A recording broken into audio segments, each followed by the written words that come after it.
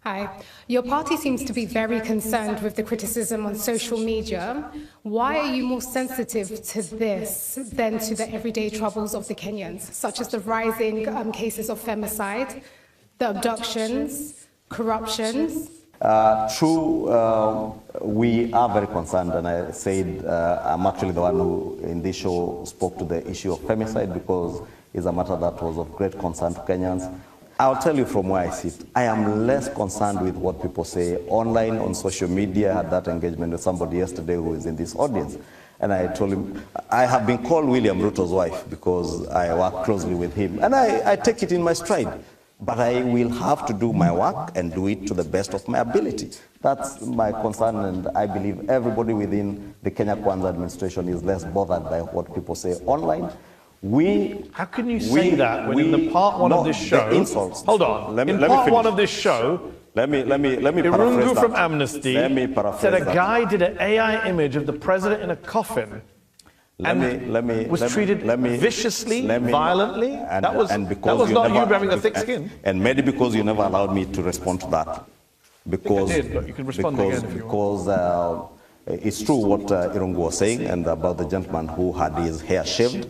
And I said because we are a nation that wants to trust in institutions.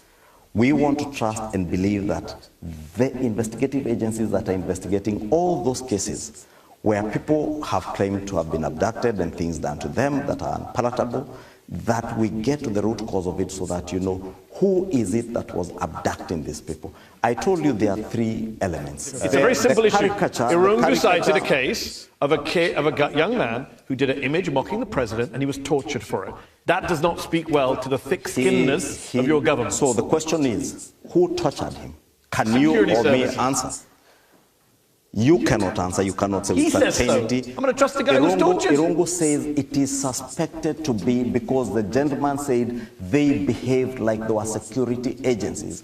I have seen cases in Kenya now, an unfortunate case in the recent past, about 2 months ago, where a gentleman who was a manager in one of the security firms was killed and murdered by thugs masquerading as security officers in full police uniform. Okay, let's go to lady there in this.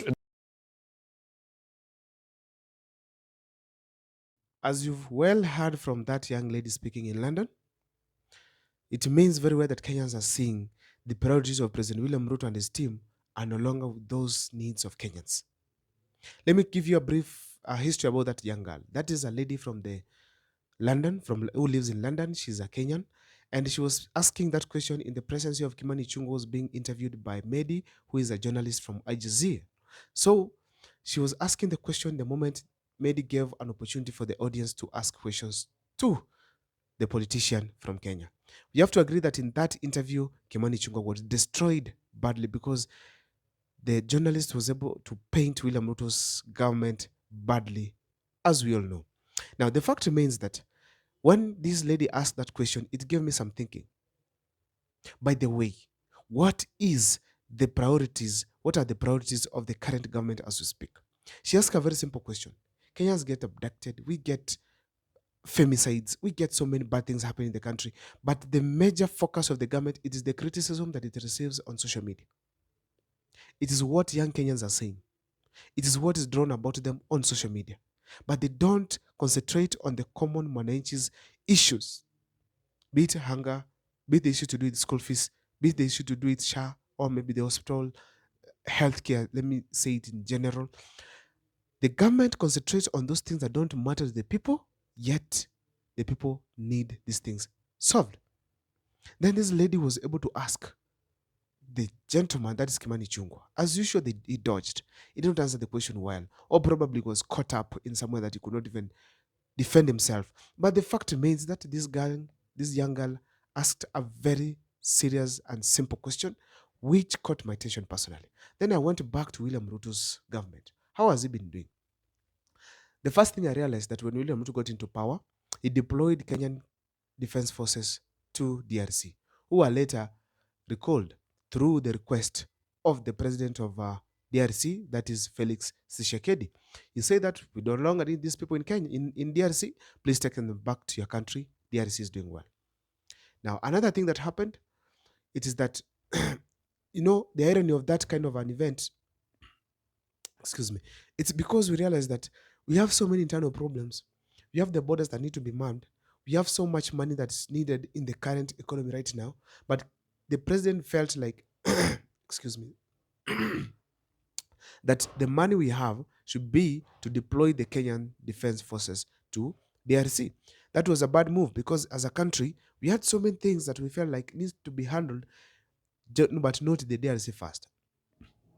Remember, as William Ruto took power, in North Rift, there was a lot of demand for security beefing up. It was a problem there because people were not going to school. Schools were destroyed. Many things were not okay. The bandits were taking over. And we needed at that time the police and also the KDF to be deployed there and ensure there's law and order. But ever since that, we've not gotten proper return of the people to their homes. But William Ruto preferred that, first of all, DRC needs to be safe. A big challenge and an ironical move because I feel strongly that he did not prioritize the needs of Kenyans. Apart from that, we also in the same North Rift, we needed so many police officers to be deployed there. Actually, the ones that are there are not even enough. In a school, you find 4 or 5. Yet, there are so many bandits there who can easily come and overcome maybe the police officers and still take over those institutions and even hurt more people. So, there's no doubt that we need more police officers in North Rift so that we can restore the security there.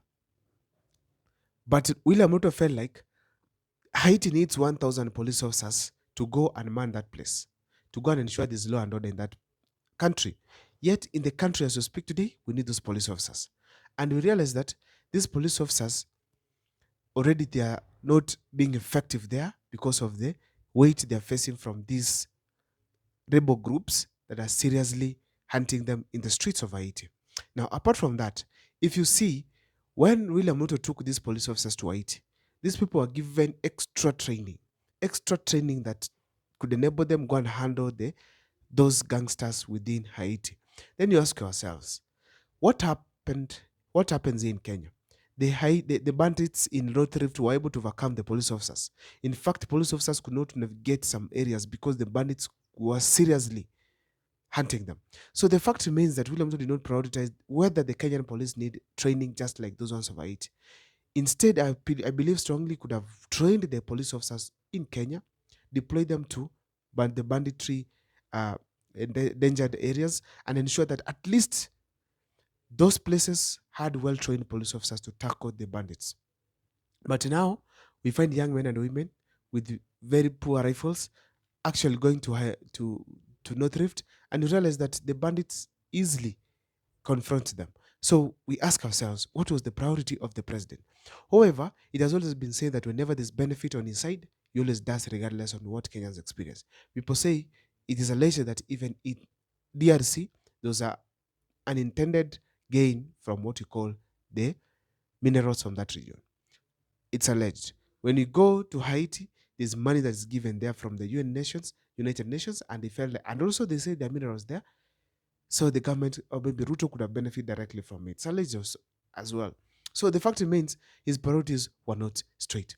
Apart from that, in Kenya, there's a time we all know very well that there were no vaccines in hospitals for young kids who were born between the ages of 1 month to 1 year. And parents, Kenyans were crying all over, asking the country, what is your plan? Because as we speak today, we don't have vaccinations in hospitals. It was just needed 2 billion shillings to import these vaccines. But then we had Susan Akumincha in charge of the health ministry. But we realized that the government did not have money to do that.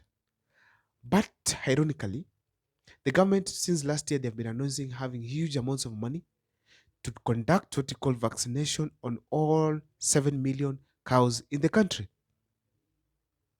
The government has really done what you call creating public awareness on the vaccination of these cows. And people are asking, when we needed you to do public awareness and ensure that there are such vaccines for human beings in hospitals, the government was damn quiet. It didn't have the 2 billion that was needed. But now, there's money to do vaccinations across the country.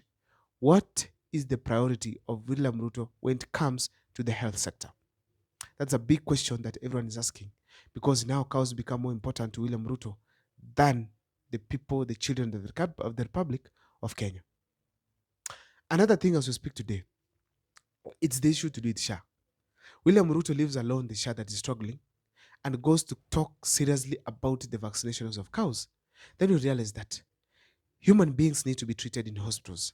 Why have you neglected them and concentrated on on vaccinations of cows, in which we don't have any serious threat as we speak, that needed urgent attention, and leave SHA that is struggling, making the healthcare of this country crippled. We've seen the doctors, teachers complaining, even police officers complaining that they cannot get services in various hospitals in this country, making it ironical that William Ruto concentrates on the projects that necessarily don't benefit the people of Kenya. Right now, to speak, William Ruto is campaigning on what we call broad-based government, where he wants the entire republic to believe that he's uniting the country. Do we see any country that is not united in this country? Do we see Kenya that is divided? Do we see a Kenya today that is fighting? No. The Kenya we have today is united against William Ruto because of bad governance. But William Ruto feels that is division. So he's pretending to be uniting the country by ensuring what you call it's broad-based.